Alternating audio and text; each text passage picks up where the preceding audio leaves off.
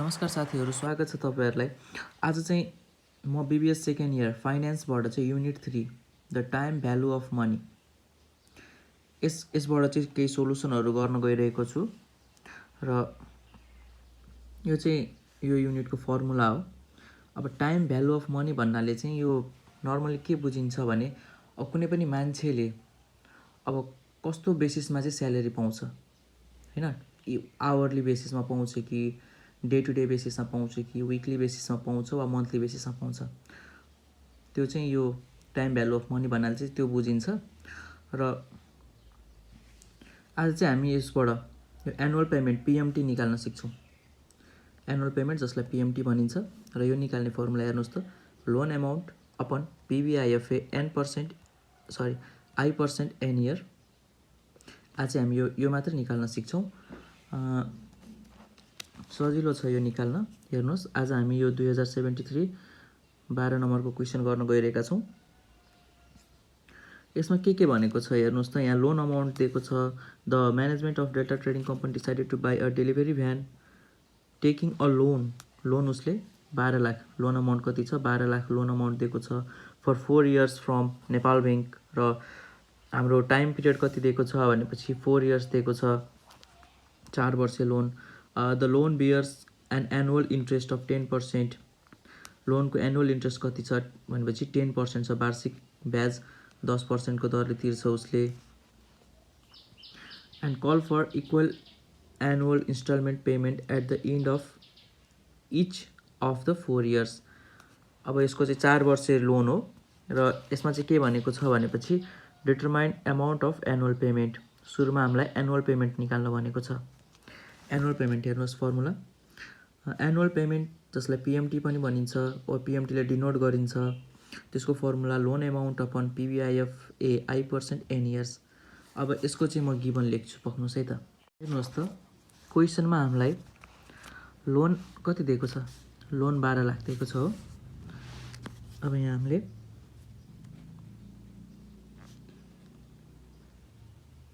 Loan amount is equal to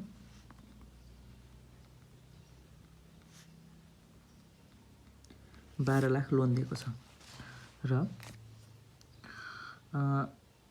time period कति दिएको छ 4 इयर्स।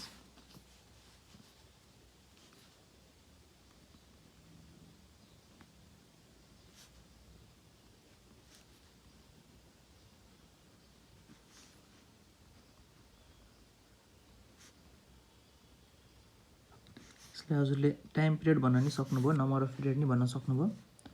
यो कति दिएको छ 4 इयर्स।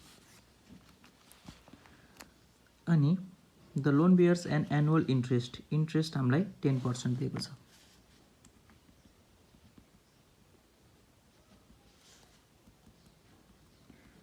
दिएको छ र हामीलाई एमा सोधेको छ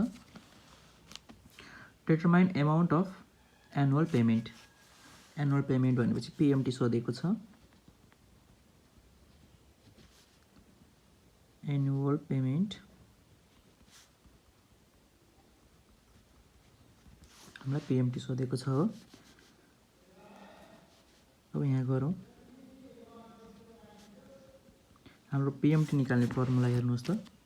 annual payment PMT is equal to loan amount upon PVIFA I% n year. यहाँ गरौँ, loan amount upon PVIFA I% भन्नाले इन्ट्रेस्टको पर्सेन्ट र n years number of period. अब हामीलाई लोन अमाउन्ट दिएको छ 12 लाख र पीवीआईएफए I% कति दिएको छ 10%। पीवीआईएफए इन्ट्रेस्ट 10% र नम्बर अफ पिरियड कति दिएको छ हामीलाई हेर्नुहोस् 4 इयर्स। र अब हामीले पीवीआईएफए टेबल हेर्नुपर्छ यहाँ पुगिसकेपछि, र यो बजारमा पाउँछ, हजुरहरूले एक्जाममा पनि लिएर जान पाउनुहुन्छ।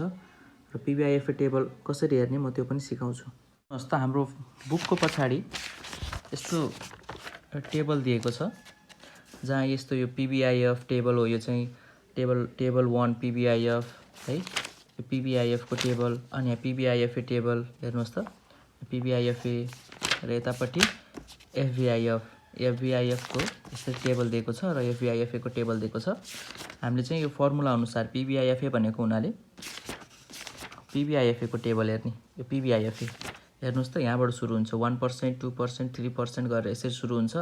यो इन्ट्रेस्ट जुन हाम्रो क्वेसनमा दिएको छ नि 10% इन्ट्रेस्ट, 11% इन्ट्रेस्ट, यतापट्टिको चाहिँ इन्ट्रेस्ट यसरी हेर्ने र number of year 4 year 5 year कति इयर दिन्छ त्यो इयर चाहिँ यसरी तलपट्टि हेर्ने। र हाम्रो क्वेसनमा हेर्नुहोस् त, जस्तै यहाँ हामीलाई 10% दिएको छ हो, यो क्वेसन हेरौँ। इन्ट्रेस्ट हाम्रो 10% दिएको छ र इयर कति दिएको छ फर 4 इयर्स, 4 वर्ष। अब यसरी हेरौँ, इन्ट्रेस्ट यतापट्टि हेर्दै जाऊँ, कति पर्सेन्ट दिएको छ 10%। अब इयर कति छ तलपट्टि, इयर चाहिँ यसरी तलपट्टि हेर्ने। इयर हाम्रो 4 इयर, 1 2 3 4, 4 इयर भनेपछि 3.1699। पिबिआइएफए टेबलको हेरौँ है, 3.1699। यसरी हामीले पिबिआइएफए, पिबिआइएफ, एफबिआइएफए टेबल हेर्न सक्छौँ। र यो चाहिँ हामीले इक्जाम हलमा लग्न पनि पाउँछौँ है, यो स्टेसनरीहरूमा पाउँछ, त्यो लिएर जान पाइन्छ इक्जाम हलमा। अब यसरी टेबल हेरिसकेपछि हामीले यहाँ भ्यालु राख्ने।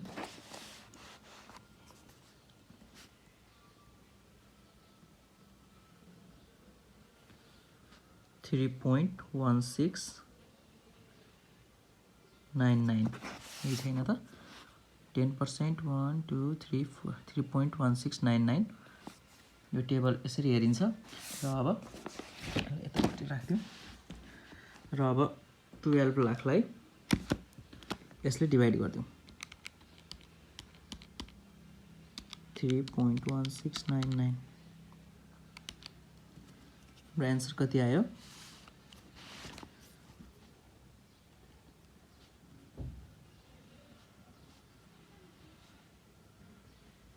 378,560.84। यो चाहिँ हाम्रो यसरी पिएमटी निस्कियो। यहाँसम्म बुझ्नुभयो कि बुझ्नु भएन? यो केही पनि छैन, यो पिएमटी फर्मुला हामीलाई फर्मुला थाहा हुनुपर्छ। यो पिएमटी निकाल्ने फर्मुला, लोन एमाउन्ट अपन सबै यो डाटाहरू चाहिँ क्वेसनमै पाउनुहुन्छ तपाईँहरूले। यसरी क्वेसनै पाउनुहुन्छ। यो percent, I percent, an year, PBIFA भनेर यसरी सबै यो क्वेसनमै हुन्छ। यो डाटाहरू तपाईँले गिभन लेखेर यसरी लेख्नुहोस् र हामीलाई फर्मुलामा पुट गर्नुपर्छ र पिबिआइएफए टेबल चाहिँ हामीले हेर्न जान्नुपर्छ। यति गरिसकेपछि हाम्रो पिएमटी निस्किन्छ। अब हामीले यहाँ क्वेसनले अर्को सोधेको छ, एमोर्टाइजेसन स्केड्युल सोधेको छ। यो चाहिँ हामी अर्को भिडियोमा गर्नेछौँ। आज चाहिँ हामीले पिएमटी मात्रै सिकेको। यो कति बुझ्नुभयो बुझ्नु भएन मलाई कमेन्ट बक्समा भनिदिनु होला। आजलाई यति नै है त, थ्याङ्क यू।